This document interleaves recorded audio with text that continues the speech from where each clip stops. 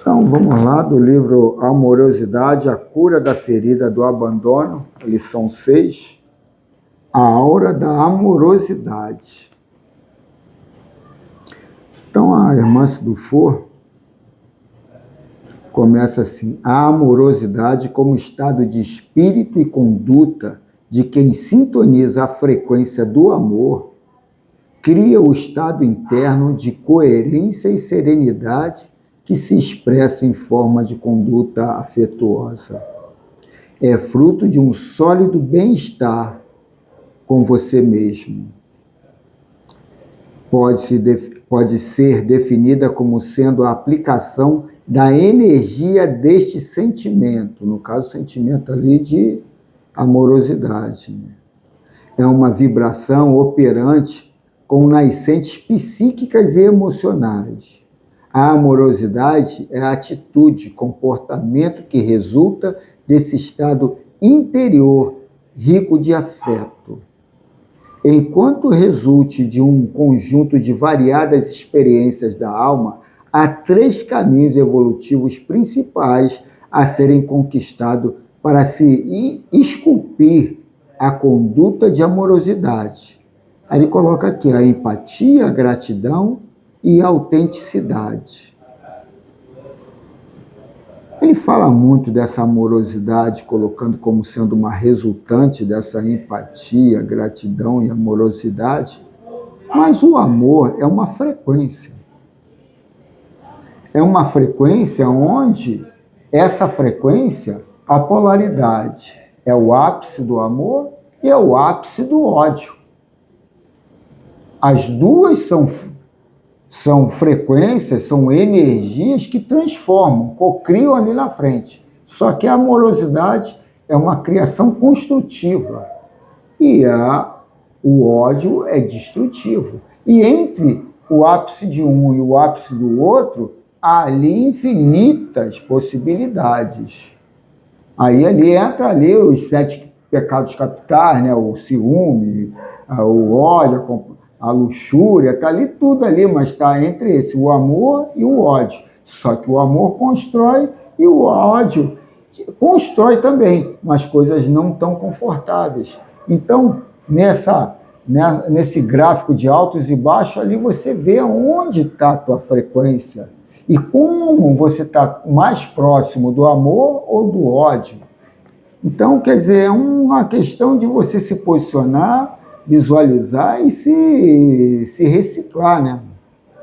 Eles colocam alguns, né? Esse livro aqui nem tanto, mas alguns põem assim, né, um lado de uma coisa externa, que alguém vai te ceder isso, vai te dar isso. Claro, mas isso vai pelo lado vamos dizer, da ciência daqui da Terra, né? Encaixa bem nisso aí. A matéria, a energia foi criada, Deus criou a energia, entendeu? Aquilo ali nunca vai acabar, ela só vai se transformar.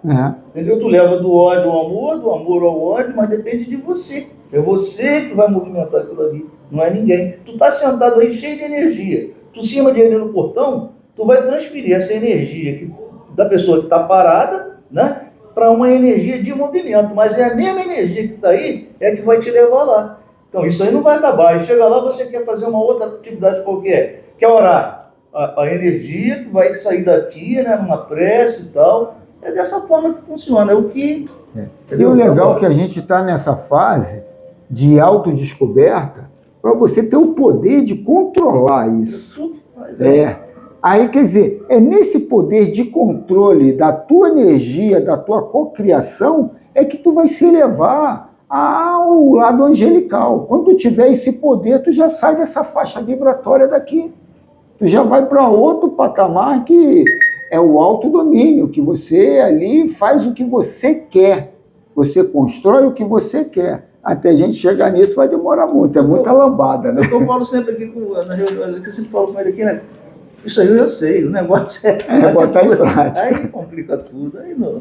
Eu escolhi um livro para amanhã, que até eu achei interessante quando eu li essa semana, que é um estudo nesse Hospital Esperança, que tem esqueci o nome do rapaz que dá o curso, e ele colocou lá o estudo do Apocalipse. E ele vai falar agora dessa necessidade de a gente se libertar dessa crença do Salvador externo. Falei, pô, quando eu li aquilo ali, eu falei, pô, legal.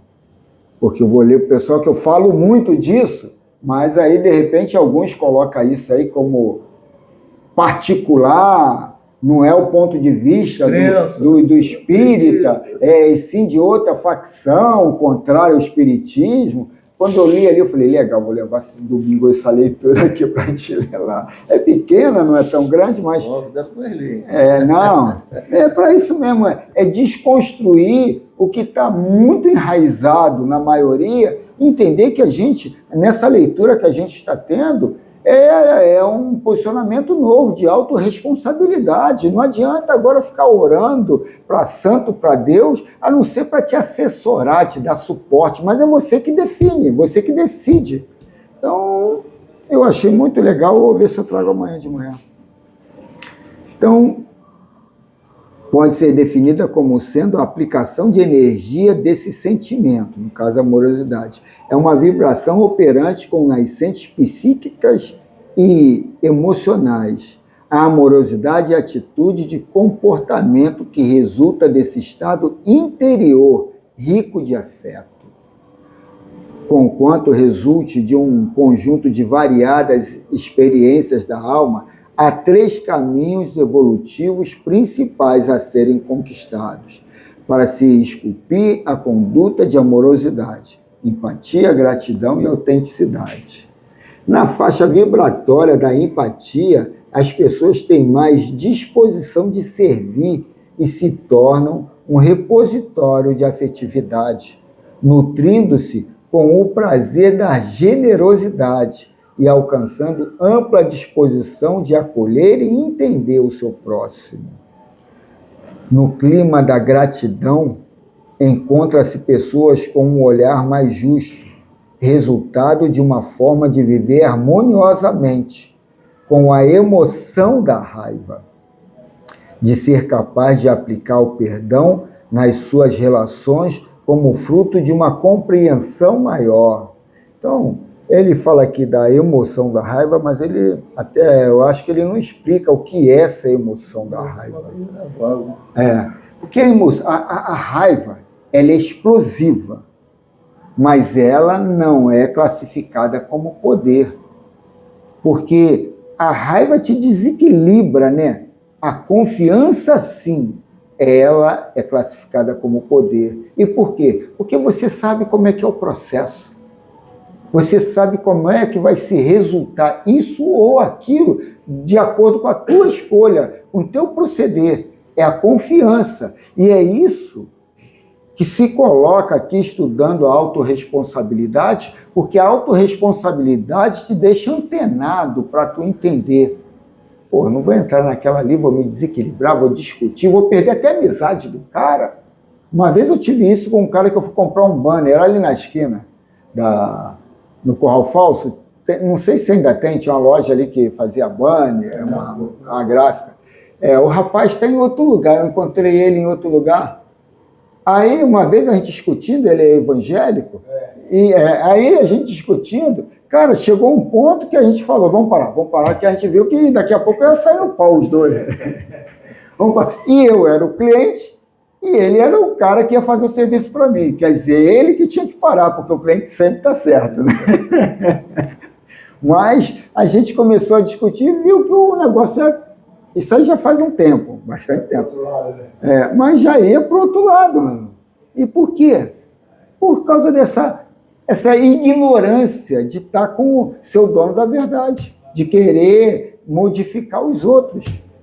E, pô, não tem isso. Ele tem que levar a cruz dele, eu tenho que levar a minha. Essa aí, Carlinhos e Juninho estão ganhando da gente, né? Os caras brigam o dia inteiro, cara. Mas tá sendo a porrada. Toda hora, né? Mas um não larga o outro, cara. Então, quem está com raiva, a gente tem que olhar para ele, porque ele é um cara perdido. Ele se sente constrangido e contrariado por tudo e por todos. Mas a gente tem que olhar por ele, vendo que ele está se afogando num mar que ele mesmo cria. Esse aí é o perfil do raivoso. Ele mesmo cria aquilo tudo. E muitas das vezes ele está acostumado. E aquilo ali fica como uma ideologia de vida. Ele tem que arrumar um tumulto, uma discussão, isso, para ele manter aquele padrão de vida que ele acha que é o certo. É contrário a tudo e todos. Então, a gente tem que ver ele não como uma pessoa raivosa, odiosa, e sim como um doente, né? Como a maioria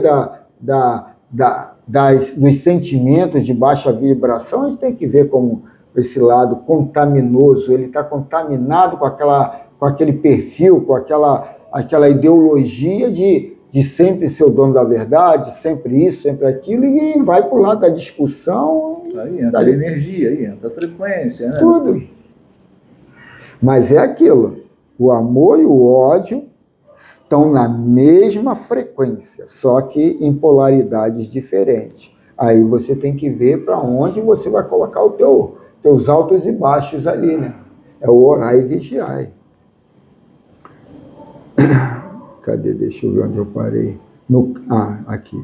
No ambiente da autenticidade estão as pessoas que têm coragem de ser quem são, de permitir que sua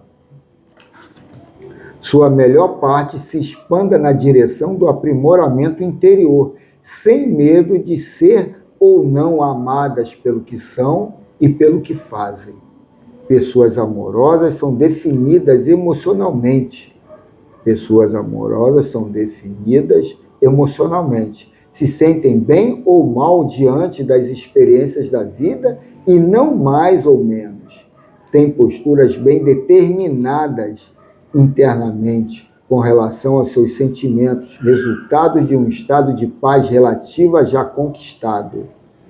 Por serem empáticas, penetram com sabedoria na realidade alheia, sem a ilusão imediatista de querer livrar os outros daquilo que lhe faz mal, nem de carregar para si as experiências que lhes pertencem.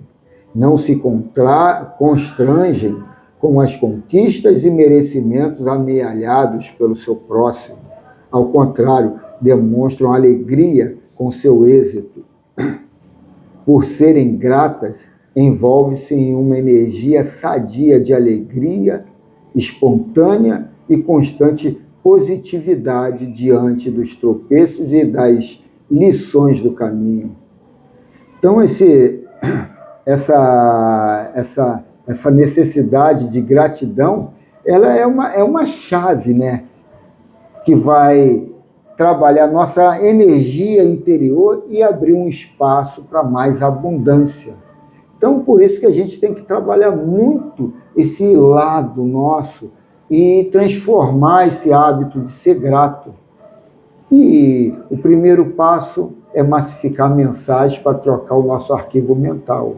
E aí vem aí esses mantras que a gente tem que ter o hábito de fazer durante a prece, ou antes ou depois, para colocar essas mensagens chaves, como a gratidão, como a amorosidade, para a gente se habituar e aquilo ter ali algum código cabalístico na nossa casa mental de aproximação das situações que a gente se encontra. Então, o hábito de fazer a prece e de ter esses mantras que inicia ou termina a prece é um lado mecânico de trabalhar conceitos novos, conceitos não novos, mas conceitos novos que a gente ainda não trabalha, né? Que a gente já ouviu falar, mas não põe ali no nosso dia a dia. Por serem autênticas, usufruem da vitalidade de sua verdade pessoal, manifesta e pulsante, como sua forma de ver e sentir a vida, sem a necessidade de impor isto a ninguém. Os traços da amorosidade são reconhecidos por todos, uma vez que trazem um magnetismo que contagia e permite a leveza.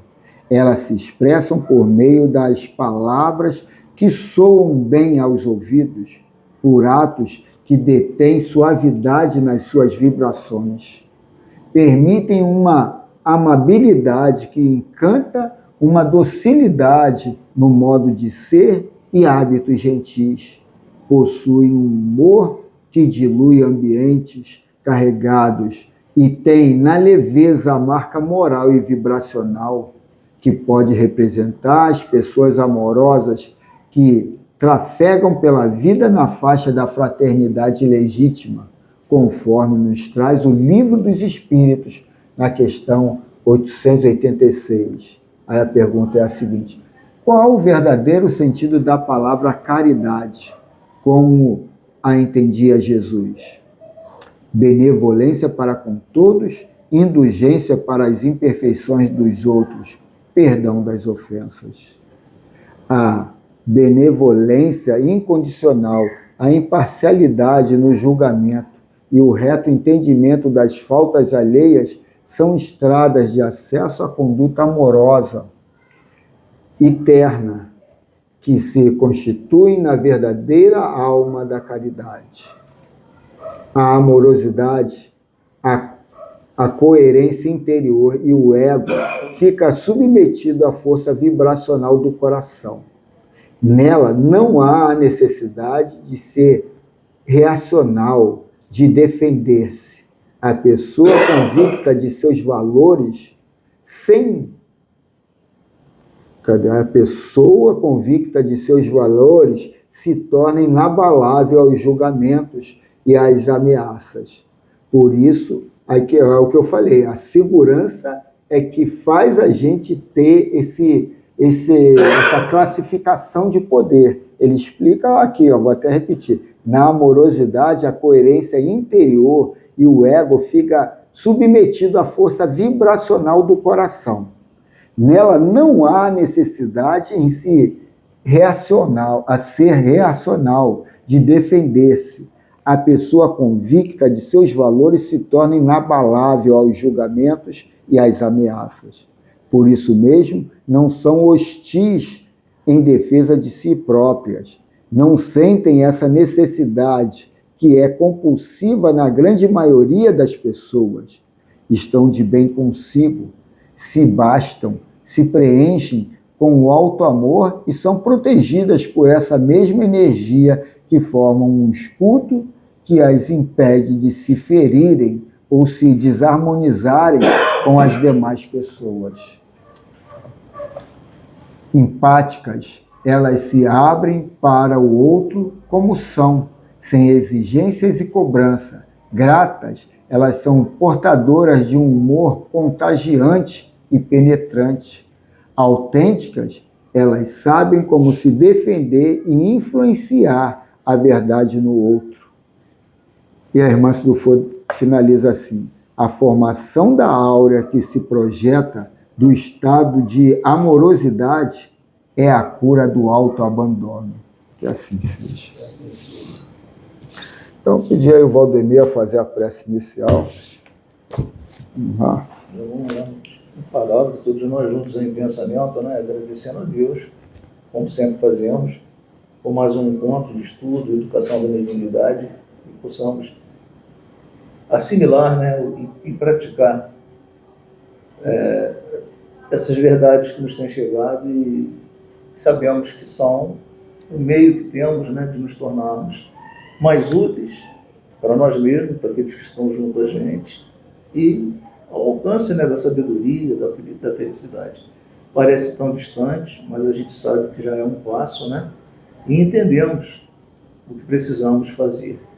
Que esse pensamento, né, que esse sentimento, ele possa se expandir tanto pela humanidade terrena quanto por toda a humanidade, né, para que, como sempre lembra aqui um irmão aqui aos domingos, esse orbe possa se tornar esse mundo de quarta, quinta dimensão, na qual está destinado.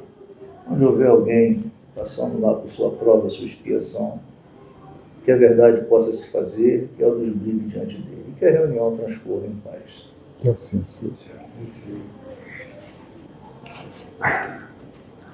Então vamos ao Filosofia da Mediunidade. Hoje é a questão no livro dos Médios, é a questão 222. Deixa eu até confirmar aqui, que daqui a pouco eu estou... 222. É um pouquinho extensa.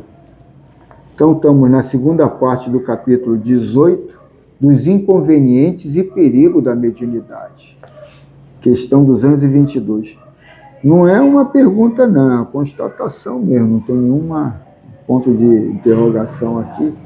A prática do espiritismo, como veremos mais adiante, demanda muito tato para a inutilização das tramas dos espíritos enganadores. Se estes iludem os homens feitos, claro é que a infância e a juventude mais expostas se acham a ser vítima deles. Sabe-se, além disso, que o recolhimento é uma condição sem a qual não se pode lidar com espíritos sérios. As evocações feitas estouvamente e por gracejo constituem verdadeira profanação, que facilita o acesso aos espíritos zombeteiros ou malfazejos. Ora, não se podendo esperar de uma criança a gravidade necessária a semelhante ato, muito de temer é que ela faça disso um brinquedo, se ficar entregue a si mesma.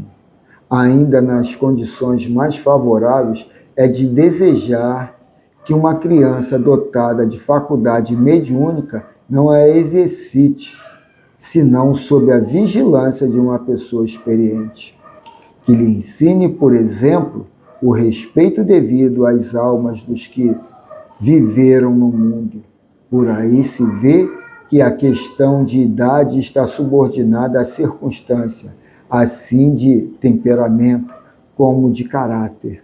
Todavia, o que ressalta com clareza das respostas acima é que não se deve forçar o desenvolvimento dessas faculdades nas crianças quando não é espontâneo, e que, em todos os casos, se deve proceder com grande circunspecção, não convendo nem excitá-las, nem animá-las nas pessoas débeis.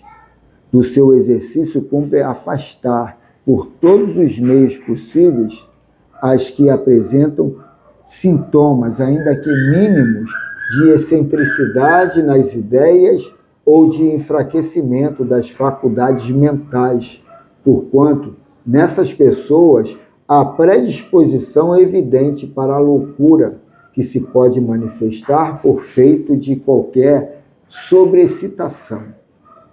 As ideias espíritas não têm, a esse respeito, maior influência do que outras, mas, vindo a loucura a declarar-se, tomará o caráter de preocupação dominante, como tomaria o caráter religioso, se a pessoa se entregasse em excesso à prática de devoção, e a responsabilidade seria lançada ao espiritismo.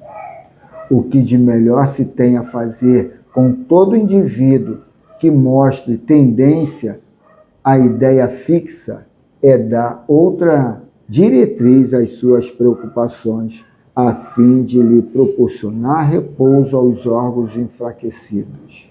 Chamamos, a propósito deste assunto, a atenção dos nossos leitores para o parágrafo 12 da introdução de O Livro dos Espíritos, que assim seja. Então, vamos ver aqui o que o Miramês fala a respeito desse ponto. Cadê o... Ah, tá aqui.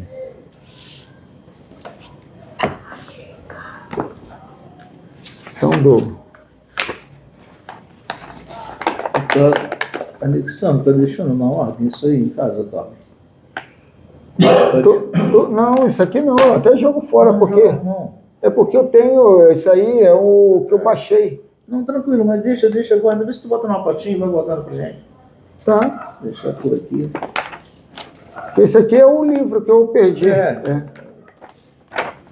Então, estamos no capítulo 58, prática prática, cadê? Capítulo 58 é que está junto. Prática do Espiritismo. Aqui está tudo unido. Prática do Espiritismo. Então é alusiva a essa leitura que foi feita agora, né, do capítulo 18 do Livro dos Médiuns, na questão 222. A prática do Espiritismo requer dos seus adeptos muita vigilância, por ser uma ciência espiritual. Os que ficam somente procurando comprovações nos mais difíceis fenômenos, fixam somente neles. Muitos desistem por quererem, em todas as suas pesquisas, poupar um espírito para crer em sua existência. Entendi isso aqui. Deixa eu repetir. Os que ficam somente procurando comprovações nos mais difíceis fenômenos, fixam somente neles, no caso, nos fenômenos. Muitos desistem por quererem, em todas as suas pesquisas, poupar um espírito para crer em sua existência. O Espiritismo está acima disso. Podes empregar com mais acerto o teu raciocínio, pois a razão é um campo de largueza descomunal que pode te oferecer lições valiosas, capazes de te mostrar a verdade em simples fatos, na simplicidade da própria natureza. Muitos pesquisadores da mediunidade desistiram, mais tarde, falando contra...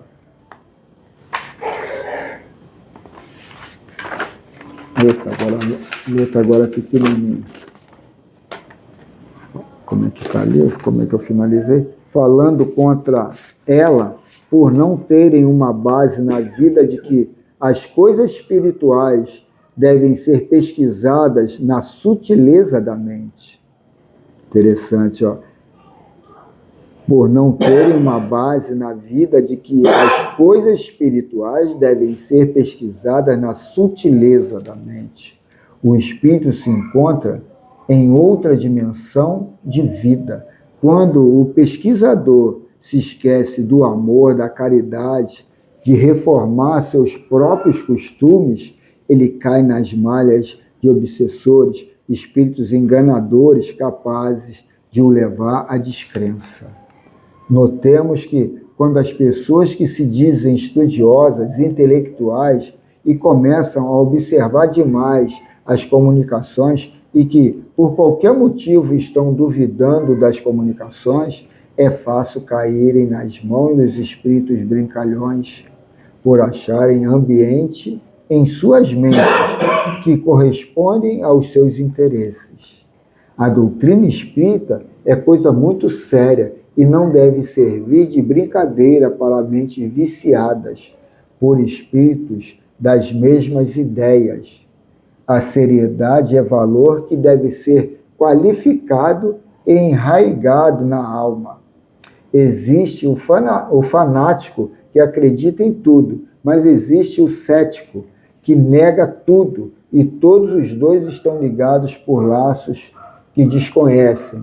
Estão na mesma faixa sem desconfiarem. São extremos. Não vemos nisso nenhuma questão de inteligência, e sim uma fase da qual devem sair para procurar o caminho do meio. Aquela mediunidade que alguém nega tem algo de espírito, que é difícil de ser percebido. Somente o bom senso lhe mostra, e o fanatismo, que recolhe tudo, mistura a parte humana com a dádiva, mistura a parte humana com a divina. O ser de equilíbrio nas suas emanações e nos seus pensamentos observa tudo, não discute, não nega, não desdenha, não injuria. Seus pensamentos observa tudo, não injuria, não maltrata, não violenta, por saber que nem tudo existe verdade. Basta saber selecionar, como o filtro faz com a água suja. A água é sempre água. A verdade é sempre a verdade. E quem a busca, acha. Os pesquisadores que ficam a maior parte de seu precioso tempo buscando mentiras, buscando mistificação, buscando dúvida, logo encontram o que procuram. A prática do espiritismo não é muito fácil, como muitos pensam. Os dirigentes de reuniões espíritas deverão buscar no Evangelho os caminhos a trilhar, moralizando cada vez mais seus costumes e disciplinando seus impulsos, porque sem educação nada se faz na vida. Devemos respeitar os direitos dos outros e o tempo, as energias que se gastam para duvidar dos outros, para falar mal dos semelhantes, para procurar mistificação nos médios, serão bem mais úteis se o companheiro verificar a sua própria vida. Se te encontras envolvido em apontar mistificações, é bem provável que estejas em curso neste ambiente sem perceber, o que é muito mais perigoso. Se tens mesmo intenções de aguardar na extensão da verdade, se verdadeiro nos teus atos, nas tuas palavras e nos teus pensamentos, o disciplinador que se apresenta como tal é o que precisa mais de disciplina. Se cada um de nós consertar a nós mesmos, o mundo se tornará um paraíso. O discípulo não está acima do mestre. Todo aquele, porém, que for bem instruído será como seu mestre. Lucas 6,40. Não podemos ser cegos para guiar outros cegos. Se queres ser discípulo de Jesus, não cabe em teus feitos a violência das circunstâncias. Não podes alimentar dúvidas, nem perseguições. E a maledicência é campo aberto para o ódio, para a discórdia. Se és espírita, procura ajudar aos outros que julgas estarem no caminho errado, mas olha o modo de ajudar melhor, que é pelo exemplo. Vive no amor e na caridade, que estarão falando disso pelos fios mais puros, pelo verbo de luz, que são as vibrações. Que assim seja. Não, Manaus, podia dar um toque nessa lâmpadazinha ali de trás que eu acendi, dá um toque ali para apagar ela. Até que puder. Isso.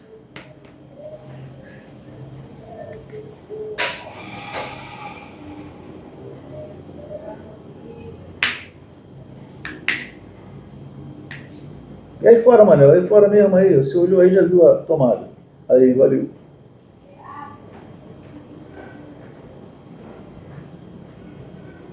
Ali liga alguma bomba? Sim. Ah, vi um barulho parecendo de bomba. E a bomba lá no disjuntor, não pifou, vou ter que procurar uma bomba.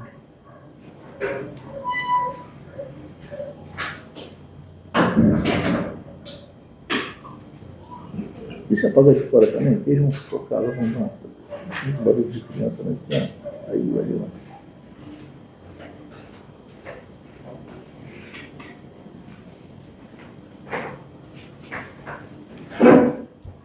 Então vamos todos mentalizar a imagem do Mestre Jesus, criando assim um feixe de pensamento a direcionar o nosso modelo e guia. Mestre Jesus, mais uma vez estamos aqui reunidos na proposta da autorresponsabilidade, na proposta de ampliar a consciência, aclarando de forma bem visível o caminho que temos que trilhar. E por isso, depois desse banquete espiritual aqui já formado, só temos a agradecer ao Pai, Criador de tudo e de todos, rogando muitas graças a Deus. Mestre Jesus, que todos aqui encarnados e desencarnados possam ter esse mesmo direcionamento de trilhar esse caminho o caminho da verdade no nosso patamar de evolução, sabendo que a verdade é um desdobramento de situações, mas que possamos iniciar pela verdade relativa ao nosso estado evolutivo. Assim, só temos a agradecer e pedir autorização para essa segunda parte de interação com os nossos irmãos encarnados, mais uma vez rogando muitas graças a Deus. Que assim seja.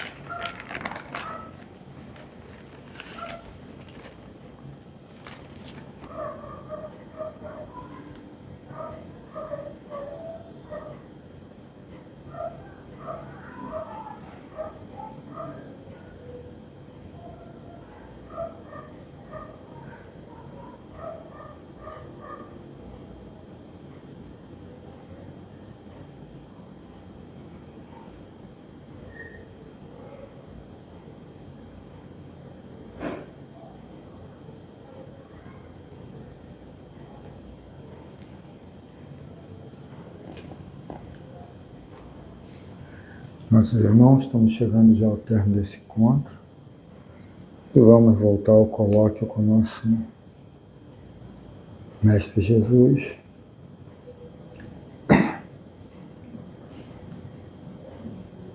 Mestre, agradecemos por mais essa oportunidade de estarmos aqui trabalhando a reformulação, a atualização de uma consciência que sai da sua infância, da sua juventude e está trabalhando uma maturidade na sua autorresponsabilidade. Que a paz seja resultante desse trabalho de autoiluminação, de autoconhecimento. E assim, mais uma vez, só temos a agradecer ao Pai, rogando muitas graças a Deus. Em nome do Mestre Jesus, está encerrada esse encontro de irmãos afins. Que assim seja. Que assim seja.